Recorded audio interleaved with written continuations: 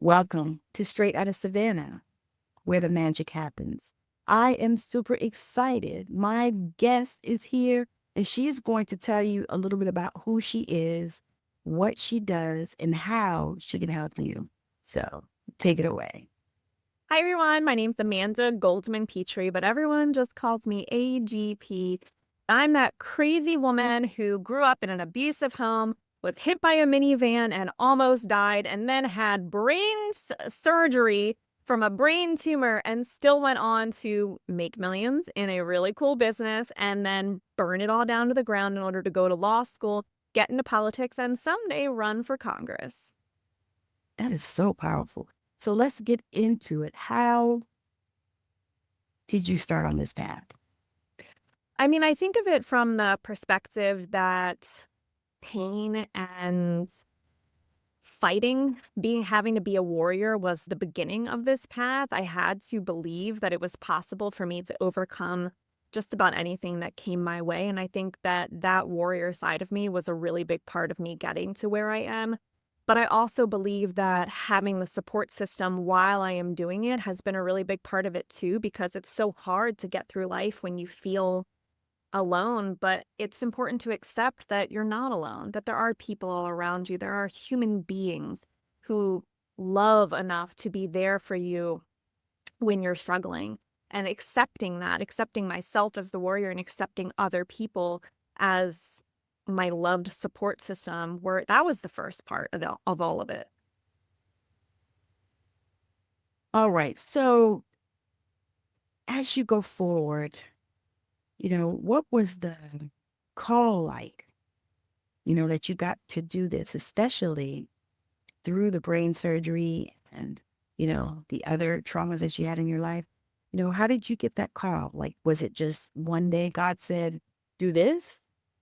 Or, It was seeing other people do it and then believing in myself enough to just try. I remember when I was just out of college, I went to Johns Hopkins University and I was the crazy person who got 3 degrees and 7 different honors because I was working so hard to overcome my life. I grew up in an abusive home.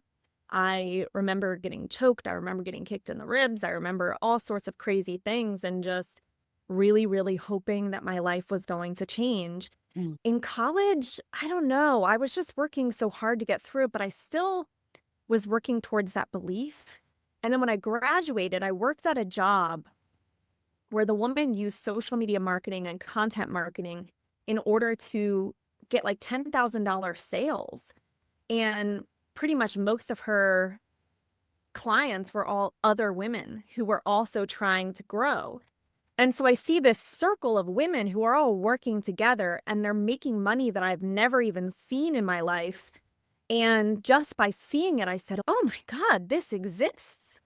And literally just seeing that it existed made such a big difference in my world. Like literally you doing this podcast, okay? You doing these interviews, the people who listen, I bet you it gives them this feeling of, wow, yeah, it is possible to change my life because they see it happening for other people. yes, that is so powerful. And the thing is that was, I guess when I think about that, that was the reason why God called me to do this. Because I have spoken to so many people and I've been so many people's first podcast. Oh, I did. I was like, I busted a lot of cherries, and a lot of times they didn't even tell me until the end. I was like, what? you know what? That happened to me recently because I share my story as transparently as possible. Yes. And I do it on usually Facebook and TikTok are the two places that I do it. And I had someone reach out to me recently about their experience with this kind of a hard word to say, but rape and going through the legal process. And she told me that seeing me share my story of going through all of these hardships to go and build the life that I had and go into law, she said it encouraged her to actually come out and reach out to me. And you and I can tell we're people where if they reach out, we're going to be loving enough to actually help them get through it. And Yeah. those people, they exist in the world. So if you want to reach out and ask for help, help exists. And it's just important to believe it. That is the point. That's the point. Because it's like, if you have never had experiences where you were able to get help or where the people that were charged with protecting you did not. That's going to color all of that. Yeah. You're going to feel like there's nobody in the world. And what I know is that this persists over decades. Yeah. People experience these things young and as children and teenagers and adolescents and whatnot. And they're in their 40s and 50s, dealing with this, 60s even. I had a client that was 66 or something, I think she was. Mm. And the first thing that we worked with was, what do you want? Because she didn't even know what she wanted. She had I think one of her sisters died. And then shortly after, another sister died. So, in her mind, she's got all this going on. Mm. My sisters are dying, you know, and say, It doesn't matter how long you've been through it. I just want you to believe that it's still possible to get through it. When I already talked about how I went through child abuse. Right as I was going out of child abuse and I was going on to Johns Hopkins University, I was literally hit by a minivan and I had to learn how to walk all over again. I was in shock trauma for a week and I almost died. And "Mm, it scared me in so many ways, but the one that I'm giving as an example right now is that I was so utterly scared of being anywhere near cars. yes, I couldn't drive them anymore because that one was not gonna happen when you're that afraid of cars. I was scared to be a passenger in them. I was scared to cross streets, and that went on for about a decade, and yes, only after a decade was I willing to learn how to drive them. And so I guess the lesson I want you to learn here is, yeah, it might take you a longer time. Like it took me a decade, but that mhm, doesn't mean that you don't have that ability to overcome it and just have that belief in yourself the way that we do. We believe. yes. We do. We get stuck in these patterns, and we don't recognize and realize that we're there, and Mhm. then when we try to make these shifts and stuff like that, you got all the people around you. People never change. They say those things that are limiting beliefs. Yeah, and it's not just about trauma either. I think this falls into a lot of categories of life. It can fall into your career. When I initially started working with the woman that I was talking about, where I see her selling $10,000 offers, I actually went and quit the job. It sounds crazy, but I went off to become an entrepreneur, which is such a risky, scary place to go. It is terrifying to go into the entrepreneurial realm and be a business owner, but I decided to do it. And then it was like every inch that I moved forward in business, it came with a different type of fear. I actually got to the point where I was making six figures and multiple six figures, and that sounds like so amazing to everyone. And it is. Like that was such a benefit to me. It was such a privilege to me.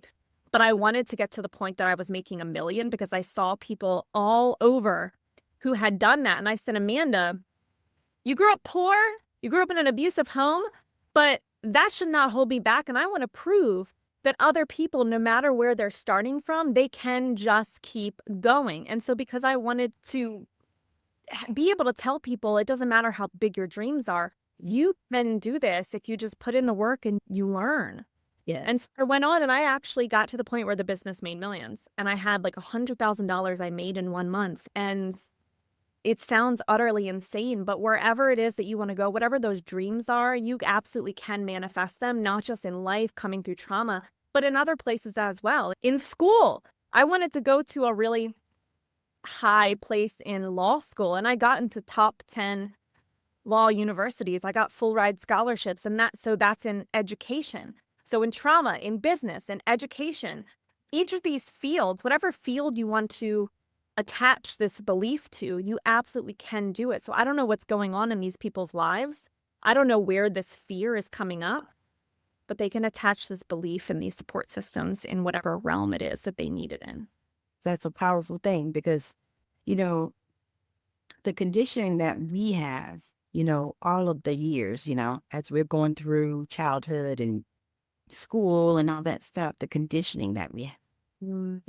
it's not at a level where people can believe. Mm. It's like they wants to believe. Yeah, it's hard work. I'm not going to say it's easy. No. It's hard. Yeah. Mm. Worth it though. And I think that the fact that it is hard should reinforce the idea that it doesn't matter what you're going through, it is actually normal. So don't let it push you down. Just understand that you're human. We are all human. But we don't want to be human. Man, that would be so much easier. Let me tell you, when I got my brain surgery and I came out of the surgery, I swear to you, oh my, this is so embarrassing to say out loud and it sounds crazy, but I swear to you, I went to heaven. Yes. No, it And doesn't sound crazy. And no, people do that all the time. it was utterly insane, the things that I saw. I literally had my grandmother-in-law speaking in there, trying to help me believe that a better life was possible and that I'm capable of pushing through. I had times when I literally was able to tell the future. I'm not even kidding. Like, I would say, I think my father-in-law is about to get hit by a van and I need to tell him. And guess what? He got hit by a van. I had another day where I was like, he's going to fall on a hike and go to the hospital. And guess what? He did. Literally, these things had happened. Wrong. I did, but it was too. That's what I'm saying. Yeah, I know. I wonder if he would have paid attention. Yeah, no, I wonder that too. And then I wouldn't have known that this was possible and that things were connected. And that was a big part of what was being taught to me was like, we are connected as human beings, not just in logical ways, but in, what do you call it? Celestial ways. Our souls are all connected. The humans are all connected. And so I think it was almost like trying to help me heal in deep within. Yes. So that I could believe, Amanda, it doesn't matter what you're going through. It is possible that the celestial world, that love is all around us and love can heal us. That is so real and so powerful, and it's so necessary in our lives. I believe we all have these experiences. Sometimes we don't pay attention to them. There's literally a time in the course of my healing where I literally purposely said something to my husband in order to enhance harmony. And then I saw a dove. Right? And I was like, when do you see doves, especially where we live? And I was like, this is a sign from the universe. They're trying to tell me that I'm in harmony. And that it was utterly insane. I was like, can I have like maybe gone on drugs to see this stuff? Why did I have to come after a brain surgery? Come on, world. You could have did some iron, heroin or whatever. Had to make it hard on me. Come on.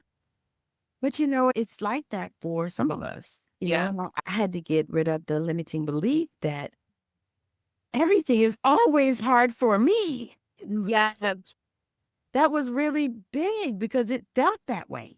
It felt like, all my friends could just go and get whatever. But for me, I had to go up the mountain, through the valley, in the woods, fight the demons and, the vamp. You know what I mean? Oh my God, you just described my life. You really did. Like, I grew up in child abuse and in poverty. I went on and I was hit by a minivan and I almost died. And then I was told that I had a brain tumor. A brain tumor! Only 1% of the world has a brain tumor. And only 1% of that 1% has the tumor that I have. And they're usually male and 13 years old. So why did I have to be the one that got it? And it's like hardship after hardship after hardship.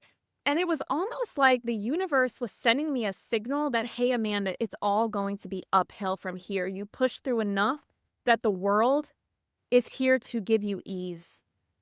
And I was like, oh my God, this is just an insane signal to be sent. And it had to be sent in a crazy way. Yeah, of course. Of course. But it's coming. It's coming. All right. I believe it. No, you say it's here. It's here. Yes. Oh, that's a good way to say it. Yes. It's here. It's funny. My husband retired about October last year. And that has been a whole transition for us. So the thing, we talk a lot more about things because I said, communication is key. Yeah, it is. This discussion, communication is key. and he's my second husband and I'm his third wife. So, we got it right this time. Something wrong, like I had a starter and this one is now a professional. Oh, So it's a transition. And I'm trying to remember why I was making this point. I think it was, well, at some point, when that uphill is coming. You can feel it, and I feel it. And I think you and I both believe so strongly that it's important to share with other people that these uphill exists. And, that's actually why I'm going in the direction in life that I'm going. That when I was in business, I felt called to helping people believe that, hey, you can get into business and you can have these uphills. They exist. And now I'm kind of going in a different direction where I'm taking all of that into the legal and political realm. I want to help create uphills there because I think that there's so many traumatic episodes that people are having in the political realm because it's not just in your childhood, it's not just in traumatic, it's in just about everything in life. And this life is connected through these hardships, but they can all have uphills. It's just at the moment I'm applying that to law and politics because it can be applied wherever you want it. because and I always tell people, I said, it's a journey, life Oh my is a God. journey. You got ups, you got downs, you got circles, you got times when you're spinning, And I love it. turning, and you just keep moving. And, I always tell people, like, you just keep swimming. Like Dory, you just keep swimming. Oh my God. I did that literally. I kid you not. Okay. We were just on vacation and I can't remember whether it was Belize or Hawaii. I took a couple different vacations, but one of them I was literally swimming. Okay. And the tide was so strong. I started accidentally going away from the lifeguards and I could barely swim anymore. And I thought I was almost going to drown. And I start screaming and screaming and screaming, trying to get help. And in my head, I'm thinking, no, Amanda, keep swimming, keep swimming, keep swimming. You can do this, you can do this, you can do this. And I actually ended up making it out, but my body could barely move. So, guys, this can be literal too. Yes. I didn't drown, thank God. She did not. She's still here. Thank God. What if you kept swimming? Just like in anything. Yes. Like in business, just keep swimming. Yes. I'm What? teaching people. It's like a meditation, and I tell them, just keep swimming. Don't Oh, go to the thoughts. Let them go. Just let oh, yes. Oh, I love that so much. And it is so, so true. Just keep swimming. You are so strong, people. you can do it. I think a lot of times we just don't realize that we were built for this. Mm-hmm.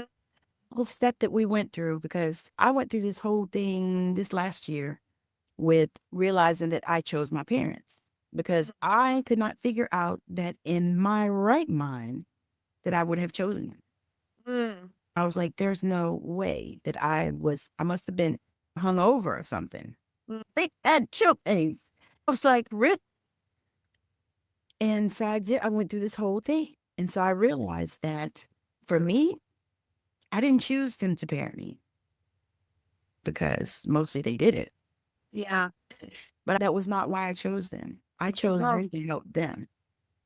Oh, that's a good way of looking at it. I actually went through, okay, so you remember how I said I went through psychosis after brain surgery? Yes. And okay, I kid you not, every single day I would wake up and it was like the universe was trying to teach me a different lesson.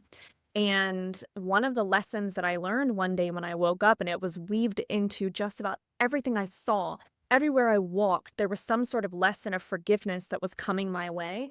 And I applied it to my father. My biological father was a drug addict and he was in and out of jail. And I remember as a child having this one day where we were in the car driving somewhere and I saw him sleeping on a bench because he was homeless because of all these things. And I remember seeing a bench on this day when I was learning forgiveness and I saw it and I was like, I'm going to lay on it too. And it helped me forgive him because I was like, Amanda, if you are going through this and you lay on a bench, you don't know what he was going through. Who knows? We don't know what anyone is going through. and you see the pain that you are going through and how it's causing you to act in not always perfect ways Right. that have a butterfly effect on other people's lives. Yes. And so you have no idea why he was laying on the bench that day, so you have to forgive him. Yeah. Oh, so maybe you chose them to help them, Yeah. but they chose me to help me. Right. Oh, Because, girl, I went deep. I went deep. I was having issues with both of them. Like my parents were 18 and 17 when I was born. So so I'm the only one of them. And then they went and married other people. So I mm, had, sisters and brothers that either I share mother or father with, but then my mother married this wonderful man that adopted oh, me. So it's not bad. You know what I mean? Like people say, well, maybe it was, I'm like, no, it was not bad. It was really good. Like I really truly had three fathers. As my oh grandfather my God. just stepped in. You keep giving me ahas, okay? The other aha that you just gave me was that we talked about just keep swimming because you can get through it. But what if part of this is also that you can look at it in a different way? Like there is a lesson that you were meant to learn here, and it's a beautiful lesson that you can take through it. So you don't need to push hard. Yes. Pushing through is also beautiful. Yes. Because, if you sit down and you think about it, and just like you said, you can look at things in all kinds of ways. Your perspective can shift. Mhm. That's the other thing that I want people to know. Your perspective can shift. It does not have to stay. I mean, because we don't believe the same way we did when we were 5. I'm not me. There's monsters in the closet and, whatever. Our perspective can shift over time. Oh, We have it to sure allow, does. give ourselves grace and let it be okay. Let it Mm, be normal. mm, Because that's important to me. It's like, everybody always says, oh, but what would so and so think? Or what would everybody think? You know, and for me, that is the one beautiful thing that my mother did teach me. mm. If they don't do anything for you, they don't pay any of your bills, why do you give a fuck what they think? Oh, cool. You curse too. Me too. Well, she's true, hand to God, as people would say. But yeah, and that to me, that blessed me. Yeah. And I'm that way now. Like I don't care. I do not care what people think, and to me that gives you a freedom. It does. I believe that. I think I spent most of my life caring what people thought. Yeah. And it made things harder. It made things feel lonely. Yes. And I think since going through the brain tumor and the brain surgery and feeling like I'm a human connected to other humans in this celestial way, it made me realize more that I need to accept who I am and love it. Yeah. Love who I am and trust that there's other people out in this world who love me too. That love exists and I just need to believe it. What would you say to a person that was where you were when you started? They s- Oh my. eh, I mean, when I started, it was as a child. And so I would teach them in a different way. I believe in parenting your kids as if you are a leader because you are a leader. I feel that we need better leaders in parenting. I believe it's through love. Love is like the center of it, but yeah. it's also helping them grow in less of a disciplined way where you're telling them what to do, but more in a leadership way where you're helping them come to the realizations themselves because they're so meaningful when people realize them themselves versus you throwing it down their throat. I would probably not tell them something. I would probably ask them something and see if they can decipher it in their own way through their their own beautiful hearts. Yeah. That is exactly how I raised my kids. Oh, I love it. People say, did you? No, I gave them a lot of rope, and I allowed them to grow and learn and explore because I needed them to know how to take care of themselves Yeah. because I didn't have anybody that I could trust that I would want my kids to go to if I died. Yeah. That was my thinking. And I was like, if anything happened to me, I couldn't think of anybody. Like my mother-in-law, I loved her and she was sweet years down. My first one. I loved her. She was sweet years down and she was good to my kids, but she smoked like a chimney in the house. And so I didn't want my children to have that. My mother was still raising her own children when I had mine. So I was like, no, and I didn't like the way she was doing that. So no. So I was like, I don't have anybody. So I made sure that they knew how to think. Like my children were not the children that called me at work to ask me, could they have something out of the refrigerator? You know, oh, I'm like, can you not think, whether you can, if it's in the refrigerator, it's in the house, you can add it. Yeah. But yeah, so that was something that I made sure because I was like, no, you got to be able to know how to think in this world because you're not going to live with me forever. I love you, but you got to make your own way. And they learn in these like beautiful ways. They're very, very, I think kids are more competent than a lot of us realize. Oh, yes. Oh, my God. I tell you, I had this story that my son reminded me of. I told him the story about the M&Ms. Oh, He was dating particular type of girls, and I said to him one day, I said, listen, just because, you've only had yellow M&Ms, there are green, there are pink, during Easter, there are different colors. During Halloween, there are different colors. There are lots of colors of M&Ms, and you should try other ones besides this one that you've had. And so I didn't even know that he heard me. mm, A couple years ago, I asked him about something. I said, well, why are you doing something? He said, Mom, remember the M&Ms? oh. So is he saying, Mom, this worked, or is he saying, Mom, I'm holding on to stuff that I can use against you in the future? He was saying it worked. He was like, Mom, remember the M&Ms? Oh my gosh. I'm trying You know something. what? I took the weird route of literally having just a few M&Ms. I've been married to my husband since I was, well, I mean, we eloped when I was 21, but we've been together since I was 19. Okay. I mean, yeah, but yeah, just the one M&M for me. One M&M? I got lucky.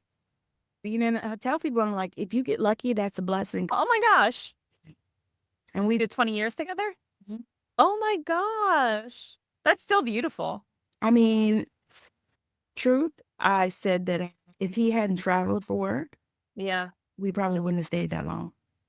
Because yeah, yeah, he was a cheater. And I just, Well, you know what? I think even hardships like that, you learn for a lesson. You went through it for a lesson. And I think that's a lot of what we talked about today. You can push through, keep pushing through. But as you're doing that, there's beautiful lessons that you can learn and your perspective can shift. So it's almost this like yin and yang that comes from it. There's like the side where you're a warrior and there's the side where you're just different in life in these like really good ways. And so kind of balance those two things and it's going to almost like evolve you into a different person. it's really going to me, I believe that it sets you on the course for your destiny.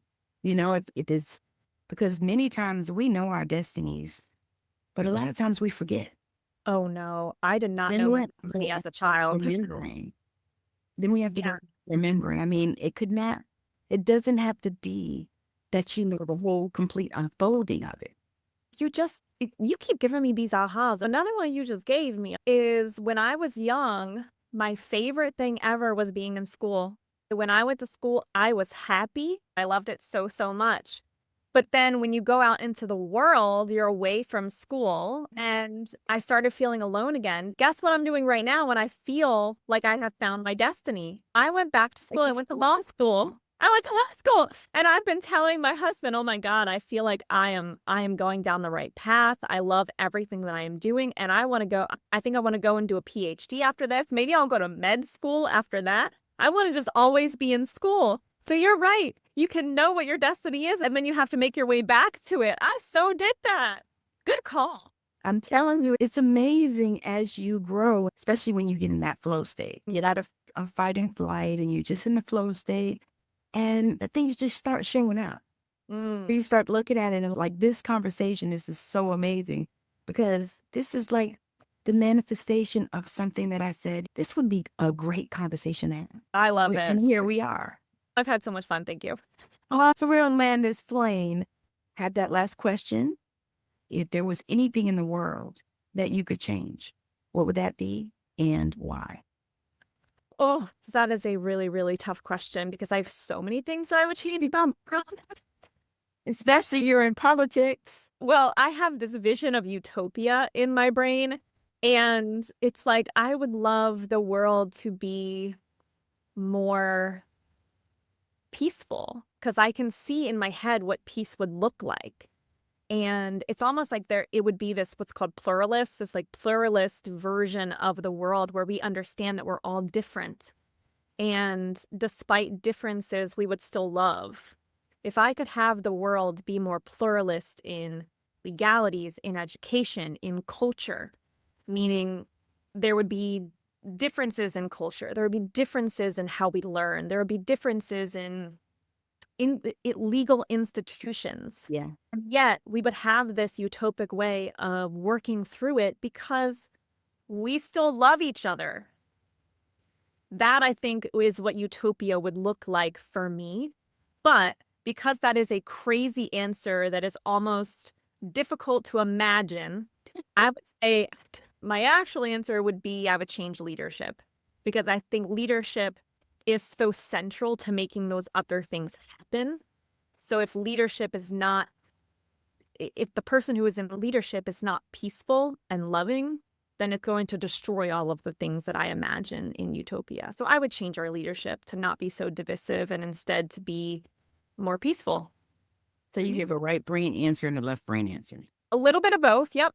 That's me. And okay, because I chose, door number one. I really just truly believe that we can live in a magical world. No, because I believe the one that I came from was magical. And for some reason, they decided I needed to come here to this place with all this chaos. Well, thank you for coming. No, but yes, I do. I really do believe that. I'm like, and I am, I want to be one of the architects to create this. And so this is why I have been, cultivating my Facebook page to make it beautiful things and sharing things about people coming together in unity, all of this stuff instead of all this backbiting and everybody trying to be over here, and falling into the plan. Because it came to me maybe about a month ago. They are truly harvesting our energy. Oh As my God, yes. everyone's fighting on these, I mean, my God. Yes. Find something to fight about. Yes. So I think it was about how many years ago? I don't know, years ago, I actually stopped being on social media as much as I used to, which is utterly insane, right? Because I grew an online business, which means that when I was making millions, it was through social media. So the fact that I went off of it is utterly insane, but it was because there was so much divisiveness. It's because there was so much fighting and there was humiliation and all these other terrible things. And I was like, I need this out of my brain. And then there's people who will say, like, if you're choosing to get off of it, then you're doing wrong because you need to be involved in it to keep it going, to get towards rights, to get towards equality, to get towards peace. And I said, yeah, but what if I could do it a different way? And that's what took me to law school because I thought, what if I got into politics? What if I ran for Congress? What if I did other things that are just a different way of being helpful? Then I can be off of social media, but still be pushing towards a better world, a better country. I guess part of the lesson there is like, you don't have to be getting pushed downward by social media. You have some sort of gift that you can use in this world to help make a difference. And so just believe in that gift and use it to do exactly that, to make a difference in this world. Yes, I believe that. Are you on Substack? No. That's where you need to be. I'm on Facebook and TikTok predominantly. So on Facebook, that's where I tend to do business conversations. I have a business called Good and Paid. And then on TikTok is where I tend to do all of the law school conversations where I'm literally helping people get in the 90th, 90. I got the 99th percentile for what's called the LSAT. It's like the test that you have to do to get Yeah. into law school. And I literally took it and got in the 99th percentile. There's only 1% of people who got a better grade than me. It's utterly insane. But you know what I said? I said, I want other people who tend to be minorities. I want minorities to be able to do a really, really good job. So I recorded all of these videos on TikTok to put out into the world so that more minorities are getting I better saw grades. them. I was like, look, pro. Yeah. I get that. And I'm gonna do it. I get that. I grew up working for my dad. Now he's a judge. So yeah, Good for him. I'm like, Good for you. I mean, it's what he wanted to do. It's like one of those things. Like he's still working. He's 78, but it's one of those things that that's what he always wanted to do. So he got to do it, and to me, that's amazing because how many people do exactly what they want to do? I love that. It's like not very many. But I But you believe. can. You have the ability. Nothing can stop you because this young lady right here, nothing has stopped her. She's had brain surgery and she's in law school. I don't know how she's doing it. Got it. So she's one to watch, y'all. Make sure that you continue to follow her. Check out all of her socials. I will have all that stuff in the show notes. Check out this show on Substack. It will air on a Friday at 5:11 p.m., probably in March. But make sure that you are checking that out. Check it out on YouTube. My YouTube channel is Intuitive Tammy. And we appreciate you watching today or listening, wherever you're listening or watching, because this show is also on Apple, Google, and all those other podcast places where you can listen.